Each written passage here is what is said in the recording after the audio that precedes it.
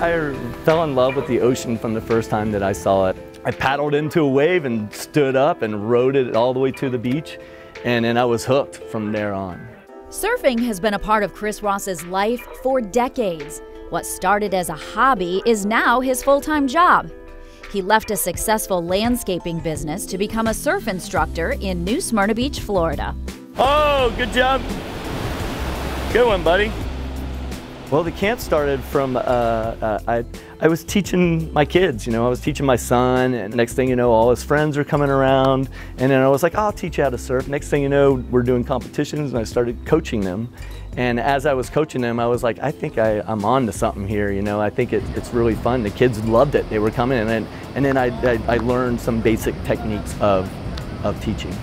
Hey guys, you guys want to do a relay race? Yeah! Awesome. Yes, yeah, relay race. For Chris, surfing is more than just catching waves. It's about relationships. I definitely have to have a relationship with my surfboard.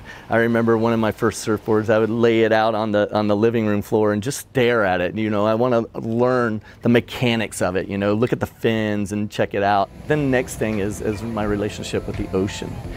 Being comfortable going out and being confident that it's going to be okay. There's been several times I've almost drowned, but yet I still go out. Yeah, you guys are separated. Part of what Chris teaches in his camps is the difference between having a healthy fear of the ocean and an unhealthy fear, the kind that keeps you on the shore when you want to be in the water.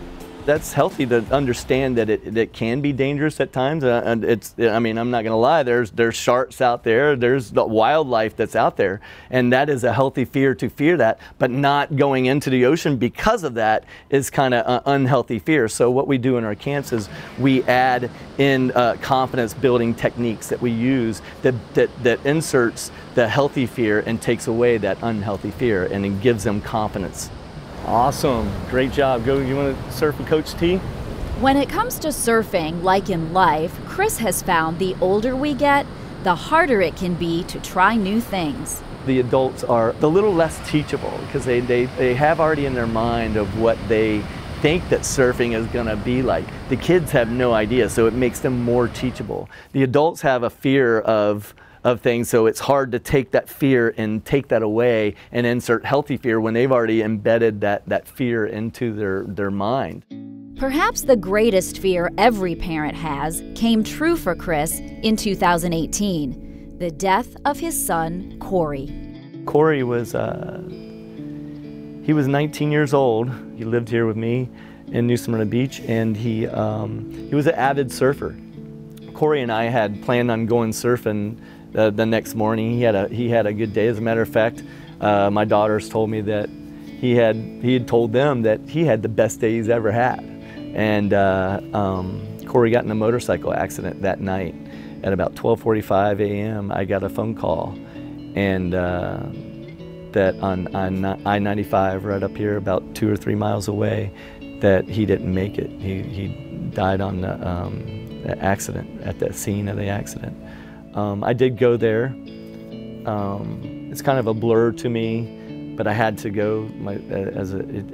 I just had to go, and sometimes it's tough to talk about those moments. I love talking about all the things that he did. We had a big paddle out for him on July 10th. We do a paddle out every year. The first year was a big paddle out.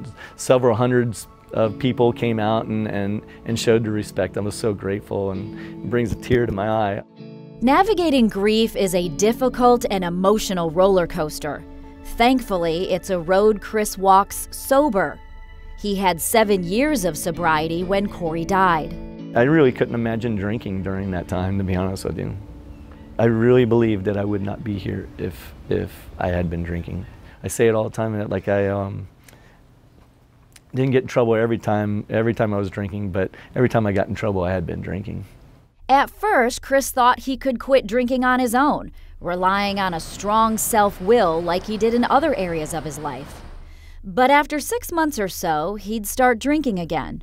After several failed attempts to quit, he turned to Alcoholics Anonymous. They said that the definition of insanity is when you do something over and over and again and expect a different result every time you do it. So I found myself to be kind of insane with that thought process. And so it changed my life forever. When I went and stepped into a meeting, I knew I was at home. It wasn't an easy journey, and it wasn't one Chris walked alone. He had his faith, and he went to meetings every day. Sponsorship helped Chris navigate the rough waters of life and sobriety when life didn't go his way. That's where true sobriety sets in. You know, that's where whether you're going to go back to drinking or not can go right there, your integrity. And so I practice those principles as best as I can. So it was a practice. It was a practice. It wasn't perfect. We say progress, not perfection. Now 10 years sober, Chris has been knocked around by life, but is still upright, still feeling the stoke, surviving and thriving in a new chapter of life founded on a lifelong passion. And he believes if you want to go from having a job to turning what you love into a job, you can do it too. My advice would be just to take a little bit at a time, a little step at a time, kind of feel it, and then go with it. Once you feel it, you got that feeling, it's pretty much surfing. It's surfing life is what it is. Same thing when I teach surfing is the same thing. I'm like, just feel it a little bit. You'll feel it, and once you feel it, let go and do it. Be bold.